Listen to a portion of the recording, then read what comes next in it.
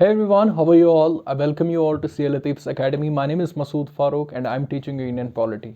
We have already covered our previous topics which I have taught in your on the YouTube channel of CA Latif's Academy. You can go the playlist of Indian polity. तो वहाँ पर आपको वो सारे lectures जो है मिलेंगे. अब हमने कौन कौन से टॉपिक्स जो है कवर करवाए हैं. फर्स्ट टॉपिक जो हमारा था वो पंचायती राज इंस्टीट्यूशंस था और उसके साथ साथ जितने भी एसोसिएटेड टॉपिक्स है जैसे कि पंचायत राज इंस्टीट्यूशन को जब कॉन्स्टिट्यूशनलाइज किया गया है तो वो कौन से अमेंडमेंट एक्ट में आ जाता है, वो 73rd कॉन्स्टिट्यूशनल अमेंडमेंट एक्ट 1992 आ जाता है. और उसके बाद जो है 74th कॉन्स्टिट्यूशनल अमेंडमेंट एक्ट वो भी हमने पढ़ाया है. फिर हमने प्रियम्बल से स्टार्ट किया है, प्रियम्बल भी पढ़ाया है और उसके बाद fundamental rights everything has been finished from article 12 से लेकर के 35 तक जितने भी हैं वन बाय वन आपको पूरे फुल फ्लेज तरीके से आपको मिलेंगे प्लेलिस्ट में. आप जा करके वो देख लीजिए. और उसके बाद टाइप्स ऑफ रिट्स, जबकि कॉन्स्टिट्यूशनल रेमेडी आर्टिकल 32 डील करता है और इसके साथ कि वो एनफोर्स करता है, एम्पावर करता है सुप्रीम कोर्ट को कि वो जो है बाकी फंडामेंटल राइट्स को एनफोर्स करे स्टेट के against in favour of public यानी कि इंडिविजुअल. ठीक है, वो सब तो हमारी प्रीवियस टॉपिक्स है, प्रीवियस लेक्चर्स है. आज का जो हमारा लेक्चर है वो है directive principles of state policy. तो directive principles of state policy और फंडामेंटल राइट्स जो है ये बहुत इंपॉर्टेंट टॉपिक्स हैं. ठीक है, अब फंडामेंटल राइट्स जो है वो पार्ट 3 ऑफ इंडियन कॉन्स्टिट्यूशन में आते हैं और directive principles of state policy जो है ये पार्ट 4th में आते हैं और फंडामेंटल राइट्स पार्ट 3rd में आते हैं. ठीक है, समझ आ गया. ठीक है, चलिए स्टार्ट करते हैं. Directive principles of state policy है क्या? जब हम directive principles of state policy की बात करते हैं तो हमें डेफिनेशन से ही पता चलता है कि ये कुछ प्रिंसिपल्स है, यानी स्टेट को ये डायरेक्ट करते हैं जब वो पॉलिसी बनाए. समझ आया? तो मैं आपको ये ऐसे समझने के लिए ये डेफिनेशन बोल रहा हूँ. देखिए, directive principles of state policy जो है, क्या ये राइट्स है? हाँ, ये राइट्स है एक किस्म से. कैसे? देखिए, ये बोलते हैं स्टेट को कि आप कैसे चलेंगे, आप कैसे काम करेंगे, आप क्या क्या करेंगे. तो फिर डिफरेंस क्या है फंडामेंटल राइट्स और directive principles of state policy के? हाँ, डिफरेंस है और बहुत बड़ी डिफरेंस है. वन बाय वन हम उन्हें पढ़ेंगे. तो चलिए सबसे पहले हम डिफरेंस देखेंगे फंडामेंटल राइट्स और directive principles of state policy की. फंडामेंटल राइट्स जो part 3rd of Indian constitution में है, दे आर जस्टिशिएबल. मतलब अगर उनमें कोई किसी भी तरीके का वायलेशन होता है, स्टेट उनको जो है इन्फोर्स नहीं करते हैं, तो इंडिविजुअल को एक पावर है, यानी उनको एक राइट है. आर्टिकल 32 जो डिफाइन करता है वो सुप्रीम कोर्ट जा सकते हैं और स्टेट के अगेंस्ट जो है रिट फाइल कर सकते हैं. 5 तरीके की रिट्स होती है जो मैंने ऑलरेडी प्रीवियस लेक्चर में जो है एक्सप्लेन कर दी है. तो फिर हम रिट फाइल करते हैं और अगेंस्ट द स्टेट हम केस फाइल करते हैं. ठीक है, जब हम बात करते हैं directive principles of state policy तो यहां पर कोई भी जस्टिफिकेशन यानी दीज आर नॉट जस्टिशिएबल. अगर ये इनमें से कोई भी आर्टिकल फॉलो नहीं होता है, यानी स्टेट उसको फॉलो नहीं करता है, अप्लाइंग किसी भी तरीके की उसकी तरीके से उसकी एप्लीकेशन नहीं होती है स्टेट में, तो उस हिसाब से जो है आप कोर्ट में नहीं जा सकते हो कि यहाँ पर स्टेट जो है वो फॉलो नहीं कर रहे हैं directive principles of state policy. समझ आया? ठीक है, तो चलिए और क्या डिफरेंस है फंडामेंटल राइट्स और directive principles of state policy की. फंडामेंटल राइट्स जो है वो नेगेटिव स्टेटमेंट्स देते हैं, यानी वो क्या बताते हैं, वो स्टेट को यानी जो है ऑर्डर कर देता है आप ये चीज़ें नहीं कर सकते हो क्योंकि हमें जस्टिस लाना है स्टेट में. समझ आ गया क्या? वो बोलते हैं स्टेट को आप ये चीज़ें नहीं कर सकते हो, जैसे इनइक्वालिटी नहीं कर सकते हो, आप जो है रिलीजियस के बेस पर जो है डिस्क्रिमिनेशन नहीं कर सकते हो, कास्ट के बेस पर डिस्क्रिमिनेशन नहीं कर सकते हो, जेंडर के बेस पर डिस्क्रिमिनेशन नहीं कर सकते हो, वगैरह वगैरह जितने भी वो फंडामेंटल राइट्स है. तो वो स्टेट को बोलते हैं आपको ये नहीं करना है क्योंकि हमें पॉलिटिकल जस्टिस लाना है. समझ आया? वो क्या बताता है? Fundamental rights. तो जब हम डीपीएसपीज की बात करते हैं, directive principles of state policy की बात करते हैं, वो पॉजिटिव स्टेटमेंट्स देते हैं, जैसे स्टेट को ये चीज़ें करने हैं क्योंकि हमें क्या लाना है? Political justice? नो, हमें लाना है सोशल एंड इकोनॉमिकल जस्टिस. ठीक है, सोशल एंड इकोनॉमिकल डेमोक्रेसी भी आप बोल सकते हो. तो इसलिए हमें directive principles of state policy जो है फॉलो करने होंगे. अब आप ये सोच रहे होंगे कि फंडामेंटल राइट्स तो चलो ठीक है, वहाँ पर अगर फंडामेंटल राइट्स जो है वायलेट होते हैं तो हम सुप्रीम कोर्ट के पास जाएंगे या हम हाई कोर्ट के पास जाएंगे कि फलानी जगह फलाना जो फंडामेंटल राइट है वो वायलेट हो रहा है। तो यहाँ पर आप क्या करोगे? देखिए, यहाँ पर अगर हम बात करेंगे कि इनकी जिम्मेदारी कौन लेते हैं, वो है पब्लिक ओपिनियन। सबसे पहले मैं आपको ये बताऊंगा, जो फंडामेंटल राइट्स का आर्टिकल 37 है वो ये बताता है कि जो स्टेट है उसको जब वो लॉज फ्रेम करेंगे यानी कानून बनाएंगे तो वो कोई भी कानून नहीं बना सकते तब तक जब तक वो डीपीएसपी उसको कंसिडर नहीं करेंगे। अब इनका जो है इंपॉर्टेंस कहाँ पर आता है, इनको एनफोर्स कौन करता है? जैसे मैंने अभी बताया है पब्लिक ओपिनियन। देखिए, मैं आपको एक एग्जाम्पल बताता हूँ। जब पब्लिक के सामने एक जो है लीडर वोट मांगने आता है, वो उनको बोलता है कि हमारा ये इलेक्शन मैनिफेस्टो है, हम ये काम करेंगे, इस तरीके से हम ये काम करेंगे, उस तरीके से हम वो डेवलपमेंट करेंगे, ठीक है? तो वो एक एजेंडा बताते हैं, राइट? फिर वो लीडर अगर अपने वादों पर खरा नहीं उतरता है, यानी वो जितने भी उसने प्रोमिसेस किए हैं वो सारे वो कंप्लीट यानी फुलफिल नहीं करता है, तो उस हिसाब से फिर उनको क्या करता है? देखिए, 5 साल का उनका टेन्योर होता है। लगता है पब्लिक को जो उन्होंने बोला है, यानी कि किसी भी तरीके का इन फंडामेंटल राइट्स इन डीपीएसपीज में से कोई भी आर्टिकल जो है फॉलो नहीं होता है, यानी पब्लिक को लगता है कि ये डीपीएसपीज को फॉलो नहीं करते हैं, तो अगले साल यानी अगले 5 साल के बाद जब नया इलेक्शन आता है तो पुरानी वाली पार्टी का टाटा बाय बाय। तो उस हिसाब से जो है उसके जीतने के बहुत कम चांसेस होते हैं। इसलिए पॉलिटिकल पार्टीज को प्रेशराइज करते हैं पब्लिक ओपिनियंस, क्यों क्या करने के लिए? Directive principles of state policy को अप्लाई करने के लिए स्टेट में। समझ आया? ठीक है। तो ये रहा कुछ जानकारी रही ये directive principles of state policy की। अब मैंने आपको पहले ही बोला था डीपीएसपी जो है फॉल होते हैं पार्ट 4 ऑफ इंडियन कॉन्स्टिट्यूशन में, जो कि डील करते हैं आर्टिकल 36 से लेकर के आर्टिकल 51 तक।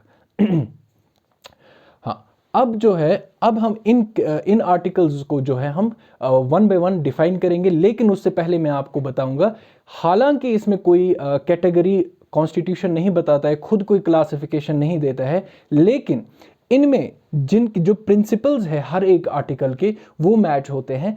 फिर उन प्रिंसिपल्स को देखकर हमने इनको क्लासिफाई किया है 3 कैटेगरीज में। एक है सोशलिस्ट, दूसरा है गांधीयन, तीसरा है लिबरल इंटेलेक्चुअल प्रिंसिपल्स। क्या क्या? एक है सोशलिस्ट प्रिंसिपल, गांधीयन प्रिंसिपल और लिबरल इंटेलेक्चुअल प्रिंसिपल। तो अब आपको क्या करना है, ये जो मैंने यहां पर आर्टिकल्स लिखे हैं आपको नजर आ रहे होंगे, 38, 39, 39A, 41, 42, 43, 43A एंड 47 फॉल होते हैं सोशलिस्ट प्रिंसिपल में, ठीक है? तो इसी तरीके से जब हम गांधीयन प्रिंसिपल करेंगे, जो गांधी जी का विजन था, यानी कि वो जो उनके प्रिंसिपल्स थे, उन वैसे ही कुछ प्रिंसिपल्स इन आर्टिकल्स में पाया गया है, इसलिए इनको गांधीयन प्रिंसिपल बोला जाता है। तो गांधीयन प्रिंसिपल में कौन कौन आते हैं? 40, 43, 43B, 46, 47 एंड 48। अब यहाँ पर कंफ्यूज नहीं होना, 47 यहाँ पर भी है, 47 यहाँ पर भी है। 47 का सब क्लॉज कुछ यहाँ पर फॉल होता है और 47 का सब क्लॉज कुछ यहाँ पर फॉल होता है, इसीलिए, ठीक है? तो यहाँ पर यह आ गया गांधीयन प्रिंसिपल।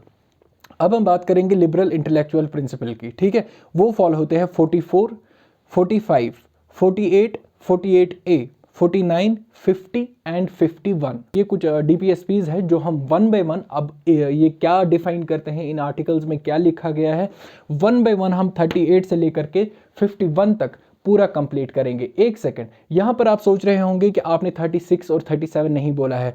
36 और 37, जबकि मैंने आपको बोला था 36 जो आर्टिकल है वो डेफिनेशन बताता है स्टेट की, सेम टू सेम वैसी ही डेफिनेशन जैसे पार्ट 3 में हमने फंडामेंटल राइट्स की डेफिनेशन पढ़ी थी, स्टेट क्या होता है। और 37 जो बोलता है, वो 37 आर्टिकल ये डिफाइन करता है कि जो directive principles of state policy है वो नॉट जस्टिशिएबल है, यानी कि उसको जो है एनफोर्स करने के लिए आप कोर्ट के पास नहीं जा सकते हो। ये जो directive principles of state policy जो है, मैंने आपको पहले भी बोला था, फंडामेंटल राइट्स जो है हमने यूएस कॉन्स्टिट्यूशन से लाए हैं और उसका सोर्स जो है मैग्ना कार्टा, वो भी मैंने आपको बता दिया है, फर्स्ट रिटन डॉक्यूमेंट जो था। इसी तरीके से जो है डीपीएसपीज भी हमने कहीं और से लाया है, यानी कि कहीं और से इंस्पिरेशन ली है। तो वो कहाँ से ली है हमने? आयरिश कॉन्स्टिट्यूशन से ली है, यानी कि आयरलैंड से लिया है। आयरलैंड का जो कॉन्स्टिट्यूशन है वहाँ पर जो डीपीएसपीज थे वही कंसेप्ट जो है हमने इंडियन कॉन्स्टिट्यूशन में डाला था। तो ये क्वेश्चन भी बहुत बार आया हुआ है, तो इम्पॉर्टेंट बनता है कि कहाँ से बोरो किया है। तो आंसर है आयरिश कॉन्स्टिट्यूशन। तो स्टार्ट करते हैं सोशलिस्ट प्रिंसिपल की।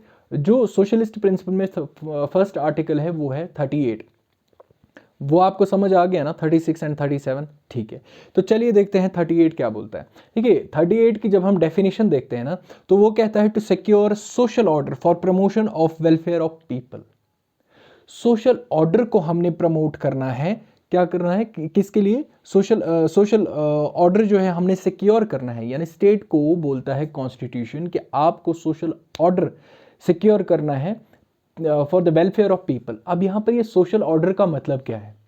सोशल ऑर्डर का मतलब है जस्टिस। कौन सा justice? Social, political and economical. ये कुछ टर्म्स आपने सुनी सुनी सी लग रही है ना? हाँ, बिल्कुल लग रही है, क्योंकि प्रियम्बल में मैंने आपको पढ़ाया था सोशल पॉलिटिकल। जब हम समराइज करते हैं प्रियम्बल में जितने भी डेफिनेशंस हैं, तो वो 3 कैटेगरीज में हम डिफाइन करते हैं, social, political and economic justice. तो यहाँ पर जो है आर्टिकल 38 उसी के साथ डील करता है। कहता है स्टेट को जो है पब्लिक के लिए, यानी welfare of the people, welfare का मतलब मैं आपको बता दूं, वेलफेयर ऑफ पीपल यानी कि उनका जो कंफर्ट है, यानी उनका जो रहने का तरीका है, उनकी सहायता के लिए हम क्या कर सकते हैं। तो आर्टिकल 38 बोलता है कि आप सोशल ऑर्डर को सिक्योर करें। सोशल ऑर्डर मतलब जस्टिस। कौन सा justice? Political, social and economic, यानी इनइक्वलिटीज को हमने मिनिमाइज करना है। ठीक है, इनइक्वलिटीज को हमने मिनिमाइज करना है, और हमें देखना है कि कहीं मतलब गरीब ज़्यादा गरीब तो नहीं हो रहा है, उसका ख्याल रखना है। वो आर्टिकल 38 बताता है। ठीक है, समझ आ गया? चले आगे। सो अब हम बात करेंगे आर्टिकल 39 की। देखिए, आर्टिकल 38 मैंने आपको बता दिया है, 37, 36 एवरीथिंग फिनिश्ड। अब हम बात करेंगे आर्टिकल 39 की। ठीक है, ये यहाँ पर एक ज़रूरी चीज़ है, आर्टिकल 39 क्या बोलते हैं? ये खुद में एक बहुत बड़ा आर्टिकल है, यानी इसमें सब क्लॉजेज है, वो एक बहुत से डाइवर्स फील्ड को जो है कंपाइल करके देखते हैं। चलिए देखते हैं कौन कौन से पॉइंट्स जो आर्टिकल 39 डील करता है। Number 1 is advocate. स्टेट को बोलता है, डायरेक्टिव पे मैं और आप नहीं बोलते, स्टेट बोलता है कि आपको advocate means of livelihood provide करना पड़ेगा। किन के लिए? स्टेट्स, इनके लिए, क्या नाम है, पब्लिक के लिए, इंडिविजुअल के लिए। समझ आया? ठीक है। और राइट टू वर्क, यानी कि काम करने का आपको हक देना है हर एक को, चाहे वो मेल हो चाहे वो फीमेल हो। लेकिन इसी के सब क्लॉज में दूसरे यहाँ पर देखते हैं, तीसरे सब क्लॉज में वो ये बताते हैं कि आपको जो है prevention of health of workers and children against forcible abuse. आपको ये भी देखना है कि काम करने वाली की जो सेहत है, यानी कि उसका हेल्थ है, उस पर भी आपको ध्यान देना है। यानी आपको कोई ऐसा काम नहीं करवाना है किसी इंसान से जो वो करने के लायक नहीं होगा। इन टर्म्स ऑफ एज, आप किसी यानी ओल्ड एज इंसान को बोलोगे कि आप कोई ऐसा काम करो जो वो नहीं कर सकता है, या कोई बीमार होगा, उनके हेल्थ इश्यूज़ होंगे और उनको आप फोर्सफुली कोई काम करवा रहे हो, या बच्चे को बोल रहे हो आप वो काम करो, जबकि वो एक फंडामेंटल राइट्स में भी आता है, लेकिन डायरेक्टिव प्रिंसिपल्स यहाँ पर बोलता है आपको उन चीज़ों का ख्याल रखना है। ठीक है, तो ये रही कुछ बातें। और सबसे इंपॉर्टेंट चीज़ जो आर्टिकल 39 बताता है, वो बताता है equal pay for equal work. मतलब क्या है equal pay for equal work? जितना आप काम करोगे उतना पैसा मिलना चाहिए। ये बताता है कॉन्स्टिट्यूशन स्टेट को कि ऐसा काम आपको करवाना पड़ेगा, ऐसा निज़ाम आपको लाना पड़ेगा कि आपको जो, अगर कोई काम करता है, मतलब दिन में कोई मजदूर काम करता है, तो उसको बराबर पैसे मिलने चाहिए। ऐसे नहीं कि उसको कोई फोर्सफुली फ्री में लेके जा रहा है। समझ आया ना? ठीक है, ओके। तो यहाँ पर जो है, और ओवरऑल जब हम देखेंगे opportunities for healthy development of children, यानी हमें चिल्ड्रन के बच्चों के डेवलपमेंट के लिए बहुत सारे इकदाम उठाने चाहिए। ये कौन बताता है? Directive principles of state policy का आर्टिकल 39। अब हम बात करेंगे आर्टिकल 39A की, जो कि अमेंडमेंट हुई है 39 जब 42nd अमेंडमेंट एक्ट 1976 हुआ है, यानी कि 42nd कॉन्स्टिट्यूशन अमेंडमेंट एक्ट, उसमें जो 39A है वो ऐड हुआ है। अब ये 39A क्या बोलता है? Equal justice and free legal aid to the poor. देखिए इसका क्या मतलब है, यहाँ पर ये लीगल एड जो है, फ्री लीगल एड, इसका क्या मतलब है, सरकार प्रोवाइड करेगी गरीब इंसानों को, अगर उनको कोई भी कानूनी केस लड़ना होता है उनको एक फ्री में वकील दिया जाएगा। अगर जैसे कि कोई भी केस होता है कोर्ट में, अमीर जो होता है वो अच्छे से अच्छे वकीलों को हायर करता है और अपने केसेस जो है उनको रिप्रेजेंट करते हैं जो है इधर कोर्ट्स में, ठीक है। इसी हिसाब से जब कोई गरीब जाता है कोर्ट में तो उनके पास जो है वो उतना ज़्यादा पैसा नहीं होता है कि वो एक अच्छे से वकील को हायर कर सके।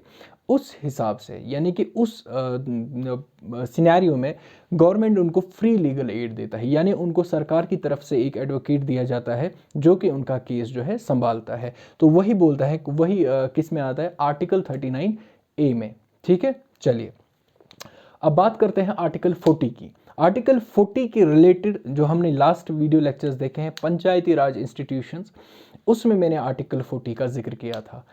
आर्टिकल 40 जो बोलता है, ये बोलता है to organise the panchayats in villages, to organise village panchayats. इसका क्या मतलब है कि आप जो है लोकल गवर्नमेंट जो इस्टेब्लिश करो गाँव में।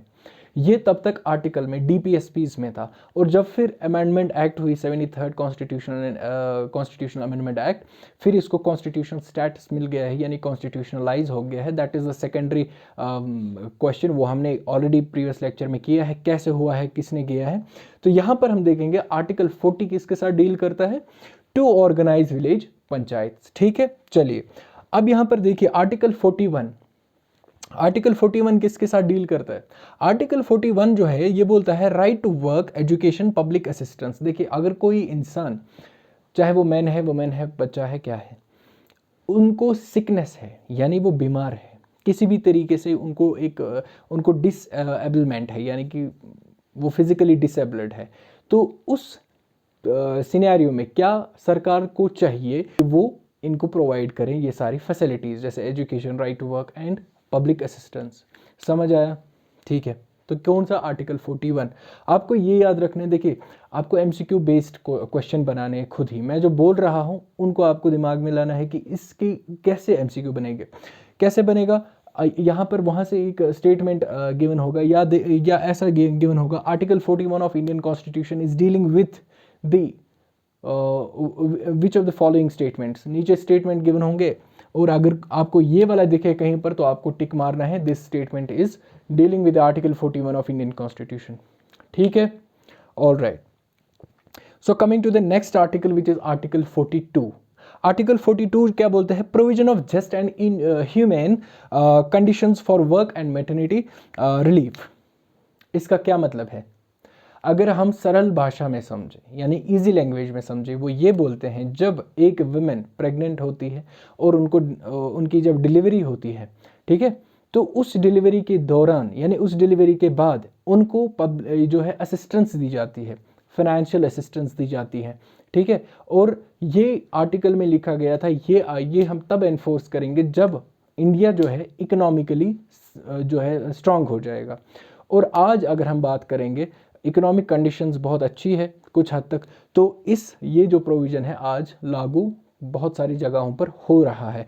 और इसमें मर्टिनिटी रिलीफ के बारे में, यानी अगर कोई भी वुमेन अगर कोई जॉब करती है किसी भी सेक्टर में, तो उनको 6 मंथ की सैलरी जो है वो दी जाती है on the basis of this condition की, जब उनकी डिलीवरी हो जाती है। तो अब हम बात करेंगे आर्टिकल 43 से आगे। देखिए आर्टिकल 43 क्या बोलता है, to secure living wages, decent standard of living for all workers. देखिए जितने भी मजदूर हैं, जितने भी वर्किंग फोर्स में हमारे वर्कर्स है, उनका जो उनके जो वेजेस हैं उसका हमें ध्यान रखना है कि सही से दे रहे हैं। मतलब जो भी कम्युनिटी में आपने देखा ही होगा, सरकार एक रेट लिस्ट पब्लिश करते हैं जिसमें जो वर्कर्स का पर डे का रेट होता है, वेजेस होते हैं, उस हिसाब से उनको देना लाजमी बनता है। बाकी यानी बाकी ऑर्गेनाइजेशंस को, जो भी प्राइवेट या पब्लिक में पब्लिक सेक्टर में काम करने वाले लोग मजदूर होते हैं, उनको उतना ही सैलरी मिलेगा, ठीक है। उससे ज़्यादा मिल सकता है लेकिन उससे कम नहीं मिलना चाहिए, वो स्टेट को एक काइंड ऑफ ओब्लिगेशन बन जाती है, ठीक है। ये आर्टिकल 43 डील करता है। अब आर्टिकल 43 की जो है अमेंडमेंट हो गई है, आर्टिकल 43A और आर्टिकल 43B दोनों अलग अलग डिफाइन करते हैं। देखिए 43A जो है participation of workers in management, यानी ये एक राइट देता है वर्कर्स को, जो भी अगर किसी भी फर्म में या किसी भी ऑर्गेनाइजेशन में काम कर रहे हैं तो उनको ये राइट देता है कि आप मैनेजमेंट में जो है आप पार्टिसिपेट कर सकते हो। इसी तरीके से जब हम देखेंगे आर्टिकल 43 ये बोलता है, आर्टिकल 43 जो बोलता है ये बोलता है कोऑपरेटिव सोसाइटीज़ को, स्टेट को चाहिए वो कोऑपरेटिव सोसाइटीज़ को जो है प्रमोट करें, जितने भी बने यानी वॉलंटियरली जितने भी बने या एक तरीके से जो वो ऑटोनॉमस बॉडीज़ बनती है ना, जिस तरीके से हमारे कंट्री में अभी बहुत सारे कोऑपरेटिव सोसाइटीज़ है, कुछ बॉडीज़ ऑटोनॉमस होती है, कुछ under the government of India काम करते हैं, ठीक है, करते तो ऑब्वियसली जो लॉज फ्रेम होते हैं सरकार की तरफ से, सारे ऑर्गेनाइजेशंस तो उसी के हिसाब से काम करते हैं। मैं कह रहा हूँ कि कुछ अंडर मतलब उनको सरकार खुद चलाती है और कुछ प्राइवेट सेक्टर्स चलाते हैं, ठीक है, ओके। तो अब आते हैं आर्टिकल 44 पे। Article 44 is defining and it's dealing with the uniform of civil code. आप ऐसे भी याद रख सकते हो, 44 यूनिफॉर्म है, that means it is dealing with the uniform of civil code. जो भी लॉ होगा वो हर एक के लिए इक्वल होगा, ठीक है, किसी के लिए खास नहीं होगा, किसी के लिए कम नहीं होगा, रिलीजियस, कास्ट, क्रीड वगैरह ये सब चीज़ें नहीं देखी जाएगी, कानून सबके लिए इक्वल है। तो चलिए बात करते हैं आर्टिकल 45 की, ठीक है। आर्टिकल 45 किससे डील करता है? आर्टिकल 45 बोलता है कि स्टेट को चाहिए वो एजुकेशन प्रोवाइड करें, 14 साल के उम्र तक जो बच्चे हैं उनको कंपलसरी वो एजुकेशन प्रोवाइड करें। वो कौन बोलता है? आर्टिकल 45।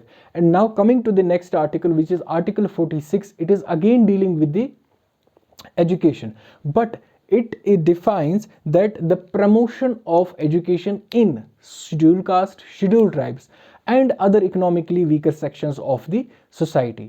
अब हम बात करेंगे आर्टिकल 47 से आगे। आर्टिकल 47 ऑफ इंडियन कॉन्स्टिट्यूशन क्या बोलता है? देखिए जब हमारा कॉन्स्टिट्यूशन बना था तो देश बहुत गरीब था, यानी कि उस टाइम जो पब्लिक हेल्थ था वो भी ख़राब ही था, और and still India is developing country. तो बहुत सारी जगहों पर जो है हम देखते हैं कितनी पॉवर्टी है, और यानी वहाँ पर जो लाइफ है ऑब्वियसली उतनी ही वल्नरेबल होती है।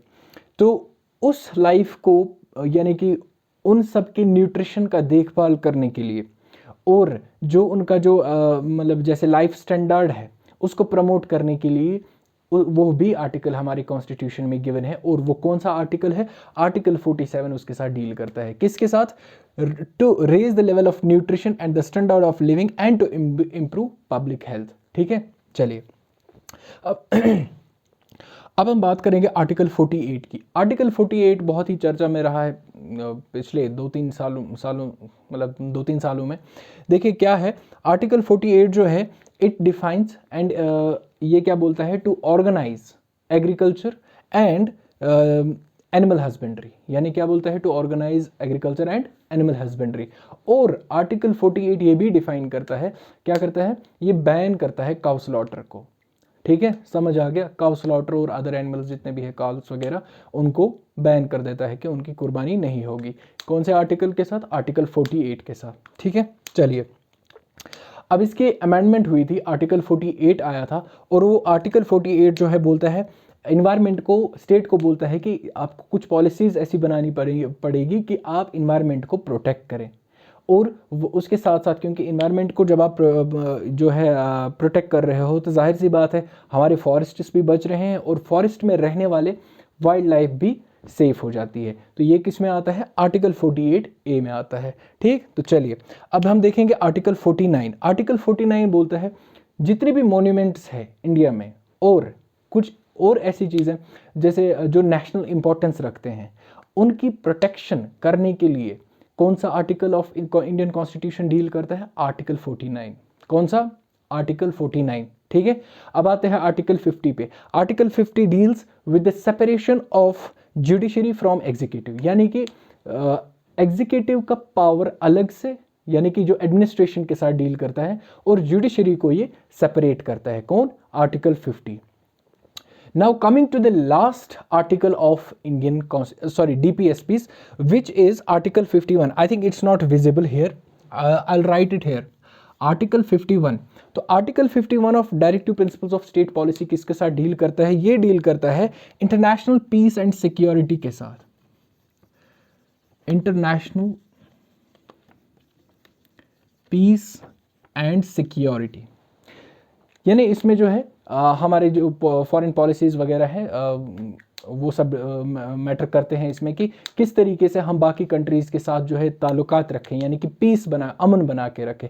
So it was all about directive principles of state policy. याद रहे ये जो है हमने बोरो किया है आयरिश कॉन्स्टिट्यूशन से, यानी आयरलैंड के कॉन्स्टिट्यूशन से, एंड वन बाय वन मैंने आपको ये बता दिए हैं। एक बार फिर से आप देख लीजिए जब मैं इसकी PDF आपको प्रोवाइड कर दूंगा, लेकिन PDF सिर्फ आपको CA लतीफ़्स एकेडमी ऐप पर ही मिलेगी। अगर आपके पास एंड्रॉयड फ़ोन है तो आप जो है प्ले स्टोर में जाकर के उसको डाउनलोड करें और PDF फाइल्स आपको सारे लेक्चर्स की मिल जाएंगी। ठीक है, तो मिलते हैं अगले लेक्चर में। Thank you so much.